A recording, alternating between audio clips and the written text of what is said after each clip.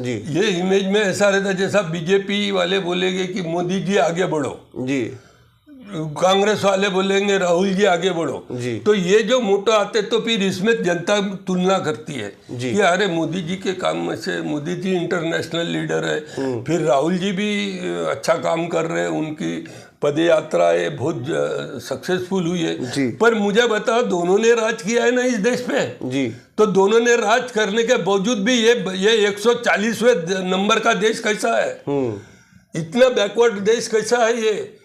दोस्तों, इनकलाब समाचार के इस यूट्यूब मंच में आप सभी का मैं इस्तकबाल करता हूं, खैर मकदम करता हूं। और इनकलाब समाचार के जो वीडियोस आप देख रहे हैं लगातार, तो आप अलग अलग सब्जेक्ट पे अलग अलग पर्सनालिटीज़ के साथ हमारी जो बातचीत हो रही है उस पर आधारित वीडियोस आप लगातार हम देख रहे हैं। तो हमारी आपसे दरख्वास्त है कि अगर आपने अभी तक हमारे यूट्यूब मंच को सब्सक्राइब नहीं किया तो सब्सक्राइब कर लीजिए, घंटी वाला बटन याद से दबाएं, और ताकि जब भी हमारा कोई नया वीडियो अपलोड हो तो सीधे आपको देखने मिल सके, बिना देरी के आप हमारे वीडियोस को देख सके। साथ ही साथ आपसे दरख्वास्त है कि आप अगर हमारे काम को पसंद करें तो उसमें लाइक का बटन दबाएं और अपने सोशल मीडिया अकाउंट में शेयर भी करते चले।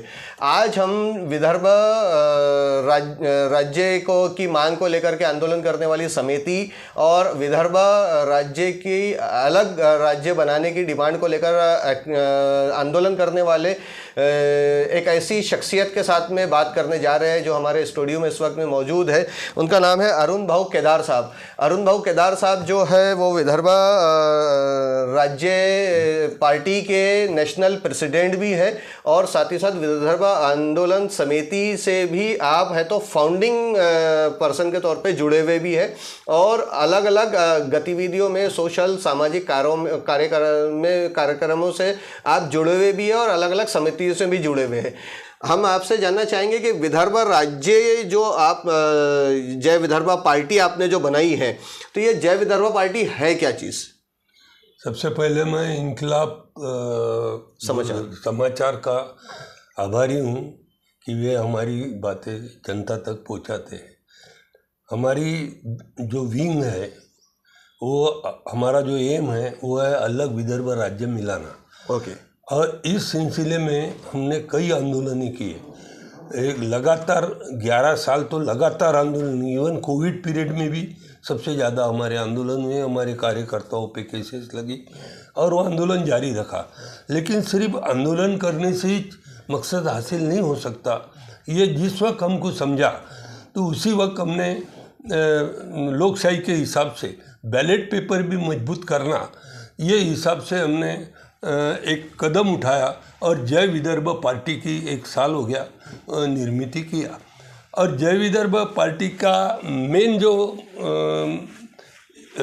मिशन था वो ये था कि जो विदर्भ निर्माण महामंच में जो अनेक पार्टियां इसमें शामिल है उसमें भी एक जय विदर्भ पार्टी भी एक मूल्यवान ऐसा वाटा उठाए, इस हिसाब से उसका कार्य चालू रखा।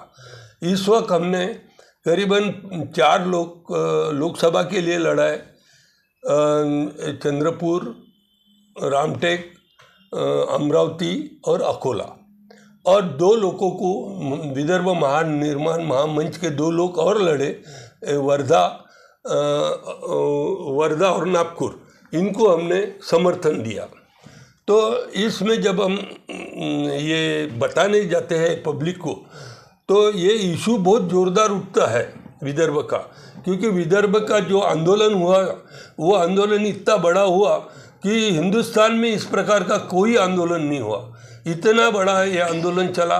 और इस आंदोलन में कुछ गैप आ गई, तो उस गैप में बाद में जब आंदोलन समिति के जो नेता है, जैसे अभी एडवोकेट वामनराव चटप साहब ने आपको बोला, तो इन लोग ये किसान संगठन से आए हुए नेता है, महाराष्ट्र के किसान संगठन के वो बहुत बड़े नेता है। और उन्होंने जब ये हाथ में लिया ये मूवमेंट को, तब से ये मूवमेंट इतना बढ़ गया कि इस मूवमेंट में जनता को सब मालूम होते गया, क्योंकि हमने बहुत सी किताबें बनाई, श्रीनिवास खांडेवाले सर की लिया कि हमें विदर्भ में रह के क्या फ़ायदा होगा, विदर्भ के अलग जाने के बाद महाराष्ट्र में रह के क्या तोटा होगा, ये सब किताबों से हमने जनता तक ये बात पहुंचाई और जनता में उसका एक निर्माण हुआ। अब ये हम एक ही साल में जय विदर्भ पार्टी के 4 लोग लड़ा रहे, जबकि हमारे पास लड़ा है और जो कि जिनके पास तन मन धन इसकी बहुत शक्ति कम थी, लेकिन मानसिकता विदर्भ में लाने की थी, वे लड़े, अच्छे से लड़े। और जो भी मिलेगा वोट का कोई परसेंटेज बता नहीं सकते, लेकिन विदर्भ जो है वो नेताओं को नहीं होना, क्योंकि वो बंगले में रहने वाले, वो फ्लैट में रहना कभी पसंद नहीं कर सकते। विदर्भ जो होना वो जनता को होना, और जनता के तक पहुंचाने के लिए जो चीज़ें लगती है उसमें इसमें हम लोग थोड़े कमज़ोर भी है। हमने मान लेना चाहिए ये बात कि वहाँ पहुँचने तक हम कमज़ोर है, लेकिन पहुँचने के बाद मगर जनता एक्सेप्ट करती है कि अलग विदर्भ राज्य के लिए लड़ना ही जरूरी है, क्योंकि इस देश में जो 4 स्टेट अलग हुए वो चारों स्टेट लेबर कम्युनिटी के थे। तेलंगाना का मजदूर मेरे खुद के खेत में आके काटनी करता था हंगाम के वक्त, झारखंड के आते थे, छत्तीसगढ़ के तो अपने यहाँ नागपुर में शहर में भी बहुत से मजदूर आते थे। अब ये सब मजदूर स्टेट के जो स्टेट थे वो स्टेट आज इतने डेवलप हो गए कि आज उनके मजदूर यहाँ आते नहीं। हमारे मजदूर जो है विदर्भ के वो उधर जाते हैं काम करने, और उनके मजदूर को अगर यहाँ बुलाया तो उनका कानून है बेड बिगारी कानून, उस कानून में वो ठेकेदार को अरेस्ट करते हैं। अच्छा, जो ट्रेन आती थी पहले सुबह वो मजदूर लेके आती थी, हाँ, छत्तीसगढ़ से इंटरसिटी, हाँ आती थी, वो मजदूर लेके आती थी। अब आप जाओगे ठेकेदार आपका और मजदूर लाया, और वो मजदूर ने बोला कि मैं विदर्भ में मजदूरी करने जा रहा हूँ, तो ठेकेदार नॉन अवेलेबल अरेस्ट होता है। सेपरेट स्टेट जब आप डिमांड कर रहे हो तो सेपरेट स्टेट में सेपरेट स्टेट के कानून लगेंगे ना।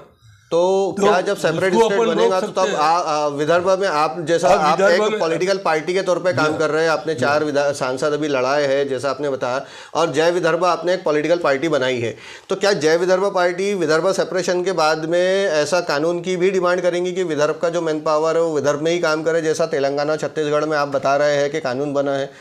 नहीं, ये तो अपन कर सकते हैं, इट्स टू बी नेचुरल जी, कि 70% कम से कम विदर्भ के लोगों को काम दो, और बाहर के भी कोई स्किल्ड होंगे, क्योंकि भारत देश को तो अपन अपना देश समझते हैं। फिर ये तो वो मतलब अलग अलग उसमें अपन परसेंटेज रख सकते हैं ना, 70% लोकल लोगों को काम दो, हाँ, और 30% में बाहर के लोगों को दो। और वेजेस वाइज फिर कैसा ये करेंगे? मैंने वेजेस तो उनके मिनिमम वेजेस जो रहते हैं वो तो उनके ठहरे हुए रहते हो, तो सेंट्रल गवर्नमेंट से आते हैं। सेंट्रल गवर्नमेंट नहीं, स्टेट गवर्नमेंट का भी तो वेजेस है, तो स्टेट गवर्नमेंट भी ठहरा सकता ना। आप वो सत्ता आने के बाद की बात है। बेसिकली जय विदर्भ पार्टी को बनाने के पीछे आपकी मंशा क्या रही? आप नेशनल प्रेसिडेंट है उसके, तो क्यों बनाया जय विदर्भ पार्टी को? जय विदर्भ पार्टी में जो बेरोजगार लोगों को काम नहीं मिल रहा है और इंडस्ट्री यहाँ आ नहीं रहा है due to high rate of electricity, इसके कारण यहाँ की जो इंडस्ट्री है गुजरात जा रही है और कहीं जा रही है। यहाँ की बहुत सी चीज़ें तो गुजरात जा चुकी है, हमने उसके आंदोलन भी कर चुके हैं हम जी, रोकने के लिए। यूनिवर्सिटी गई, मेडिकल कॉलेजेस गए, हाँ, सब कुछ गया यहाँ से। तो यहाँ पर के नेता लोगों को क्या है कि सीएम बनाया जाता है, और जो ताकत है वो सब पश्चिम महाराष्ट्र मराठवाड़ा की लॉबिंग की जो थोड़ी बहुत ताकत है, हाँ, वो अपने काम करा लेती। नेता आप बनो, काम हाँ, हमारे करो, ओके, नेता आपका बनो, क्योंकि विदर्भ ने तो बहुत लंबे काल तक सीएम दिया लेकिन मुझे बता फिर भी विदर्भ बैकलॉग पे क्यों है, फिर भी बैकवर्ड विदर्भ क्यों है? तो इसका कारण यही है कि सब पद के, मैंने पहले बताया कि नेताओं को विदर्भ नहीं होना है, they want only state of Maharashtra. वो मतदान लेने के लिए, सिर्फ मत लेने के लिए वो बोलते क्या विदर्भ के ऊपर बहुत। तो अभी जो आपने 4 उम्मीदवार उतारे हैं इस बार विदर्भ से, तो उनका क्या मैनिफेस्टो रहा है, क्या एजेंडा रहा है? नहीं, ये उसमें ये दिया क्या, पहला जो एजेंडा हमारा है वो अलग विदर्भ, सेपरेट विदर्भ की, हाँ, वो सबसे पहला ये है। फिर किसानों को बिजली देना, किसानों को पानी देना, उसके बाद में बेरोजगारों को काम देना, नई इंडस्ट्री यहाँ लाने का, और इलेक्ट्रिसिटी के जो रेट्स है वो इलेक्ट्रिसिटी यही जनरेट होती है, तो ये वो इलेक्ट्रिसिटी के रेट कम करना और जनता को जो मुफा यानी कम दामों में बिजली पुराना, इंडस्ट्री को भी कम दामों में बिजली देना, ये थे। और मेन तो सब जगह अन्न, वस्त्र, घर और रोजगार, जी, ये इसेंशियल वांट्स है जनता की, पब्लिक की। इस वांट पे अपन ने ध्यान देना। अच्छा, बड़े बड़े आश्वासन देके अगर आपने पूरे नहीं किए तो आपका टाइम लिमिट भी खत्म होते चलता ना। तो इसलिए हम वो आश्वासन भी नहीं देते। हम ये बोलते कि 4 राज्य कैसे बने ये देखो जी, देश के 4 राज्य कैसे, छत्तीसगढ़ कैसा बना, तुम्हारा तेलंगाना कैसा बना, ये स्टेट देखो कितनी बलवान बने। अब तो उस प्रकार का ये भी बनेगा विदर्भ।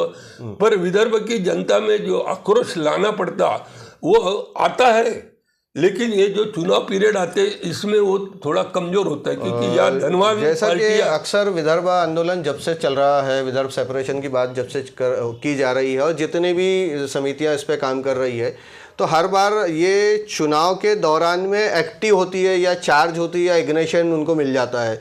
चुनाव खत्म होते हैं वो जो है आंदोलन की धारा बिल्कुल खत्म हो जाती है।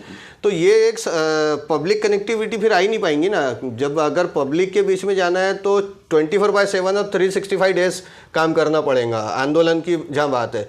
लेकिन हमारा जो पिछले 15 साल 20 साल से हम जो देख रहे हैं इस डिमांड को लेकर जितने भी लोग काम कर रहे हैं, तो जब चुनाव आते हैं तभी वो सामने आते हैं। तो कहीं ये निगोशिएशन और एक टैक्टिक्स ऑफ पॉलिटिक्स का पार्ट तो नहीं है, क्योंकि ये प्रेशर ग्रुप तो डेवलप हो ही नहीं पा रहा ना। फिर यहाँ क्या रहता है, यहाँ इमेज का सवाल रहता है जी। ये इमेज में ऐसा रहता है जैसा बीजेपी वाले बोलेंगे कि मोदी जी आगे बढ़ो जी, कांग्रेस वाले बोलेंगे राहुल जी आगे बढ़ो जी। तो ये जो मोटो आते तो फिर इसमें जनता तुलना करती है जी कि अरे मोदी जी के काम में से, मोदी जी इंटरनेशनल लीडर है, फिर राहुल जी भी अच्छा काम कर रहे हैं, उनकी पद यात्रा है बहुत सक्सेसफुल हुई है। पर मुझे बताओ, दोनों ने राज किया है ना इस देश पे जी। तो दोनों ने राज करने के बावजूद भी ये 140वें नंबर का देश कैसा है, इतना बैकवर्ड देश कैसा है ये? नहीं, मेरे सवाल का जवाब ये नहीं हुआ दादा। मैं जो पूछना चाह रहा था आपसे, जो जानना चाह रहा हूँ वो ये है कि हम देख रहे हैं कि जब चुनाव आते हैं तो विदर्भ आंदोलन करने वाली जितनी समितियाँ होती है वो चार्ज हो जाती है। तो जैसा कि वामन सर ने कहा था कि ये एक प्रेशर डेवलप ग्रुप है, विदर्भ आंदोलन राज्य समिति का जो है प्रेशर डेवलप ग्रुप है, और उसी समिति की आपकी पॉलिटिकल ये विंग है, विदर्भ राज्य पार्टी जो है आपका उसी समिति का पॉलिटिकल विंग है। तो इस कैटेगरी में या इस क्राइटेरिया में फिर आपका विदर्भ राज्य समिति भी, आंदोलन समिति भी आ जाता है ना। चलो, ये पॉलिटिकल पार्टी आपने बनाई, ये पहला साल है अभी है, तो पहला चुनाव आपने कॉम्पीट किया है, तो इसके ऊपर बहुत ज़्यादा आपके साथ बात अभी फ़िलहाल आपसे पूछना वो आपके साथ मतलब ये हो जाएंगी, ज़्यादती हो जाएंगी जिसको बोलेंगे। लेकिन जो समिति आपकी 12 साल से आप लोग समिति में आंदोलन कर रहे हैं, तो उसमें भी तो फिर वही वो सब जितने 8-10 समिति पार्टी है उसमें शामिल हो जा रहे हैं ना आप भी। तो आप सेपरेट कैसे हो पाएंगे इससे, इस इल्ज़ाम से बाहर कैसे निकल पाएंगे आप? ये देश तो कोई एक पार्टी चला नहीं रही ना। नहीं, तुम यूपीए देखो या इंडिया गठबंधन देखो जी, तो ये सब गठबंधन से ही चल रहा ना ये देश जी। तो ये हम भी एक चुनाव, ये आंदोलन गठबंधन से करना चाहते हैं जी। हमारा जो उद्देश्य है कि सब जने मिलके लड़ो जी, सब जने मिलके करो। तो इसमें जो ताकतवर बलवान रहेगा जी वो आगे का काम करेगा जी, जिसमें शक्ति कमजोर है तो वो थोड़ा डाउन स्टेप पे रहेगा जी। इतना ही फर्क रहेगा और क्या। अभी सबको मिलकर ही अपने को ये करना पड़ेगा, क्योंकि किसी अकेले की ताकत ना देश चलाने की है ना आंदोलन करने की है, क्योंकि इसमें जो खामियां लगती है ये खामियां का भी हमने इतना अभ्यास किया कि हमारे बहुत से नेता तो स्वर्गवासी हो गए विदर्भ मांगते मांगते। बिल्कुल। तो अभी जो लोग कर रहे हैं, अभी हम चटप साहब कर रहे हैं, तो चटप साहब के पीछे हमारा सारा ग्रुप उनके साथ है जी। तो युवा जुड़ रहे, उनको किसान जुड़ रहे। अब थोड़ा रिजल्ट नहीं मिल रहा जैसा होना चाहिए, ये तो हम भी एक्सेप्ट कर रहे हैं जी। लेकिन पब्लिक को होना ये, जब हम पब्लिक के नजीक जाते हैं तब पता लगता है कि पब्लिक को तो public one new thing, new change जी, पब्लिक को जरूर होना है, लेकिन वो कैबिनेट में आना ये जरूरी है जी। ये जरूरी है सर। तो दोस्तों ये केदार साहब दादा हमारे साथ रहे और केदार दादा से हम बात कर रहे थे, विदर्भ राज्य पार्टी के ताल्लुक से जान रहे थे। विदर्भ राज्य पार्टी के संबंध में हमारी दादा के साथ बातचीत हो रही थी। आइंदा भी हम लोग विदर्भ राज्य आंदोलन समिति के लोगों के साथ बार बार टच में रहेंगे, मिलते रहेंगे, बात करते रहेंगे, आप तक उनकी बात पहुंचाते रहेंगे, आपके सवाल आपके ख्याल भी उन तक हम पहुंचाते रहेंगे। तो इस पर आप विदर्भ राज्य पार्टी के संबंध में क्या सोचते हैं, क्या समझते हैं, क्या जानते हैं, या क्या विदर्भ राज्य पार्टी में होना चाहिए, इस पर आपकी जो भी राय है, जो मशवरा आप देना चाहे, जो भी आप कमेंट करना चाहे तो कमेंट बॉक्स में आप कर सकते हैं, ताकि आइंदा जब भी हम विदर्भ राज्य समिति या विदर्भ राज्य आंदोलन समिति या विदर्भ पार्टी के किसी व्यक्ति के साथ में मिले, बात करें, हमारे स्टूडियो में जब भी उनमें से कोई आए तो हम आपके साथ में उनके सवालों को लेकर के बात कर सके, उनके साथ में आपके सवालों को लेकर के बात कर सके। इसके लिए हम आपसे कहेंगे कि ज़्यादा से ज़्यादा कमेंट कीजिए, कमेंट करके बताएं, आपकी राय भी बताएं। मिलेंगे इंशाअल्लाह अज़ीज़, तब तक के लिए इजाज़त दीजिए। जज़ाकल्लाह खैर, अल्लाह हाफिज़, धन्यवाद।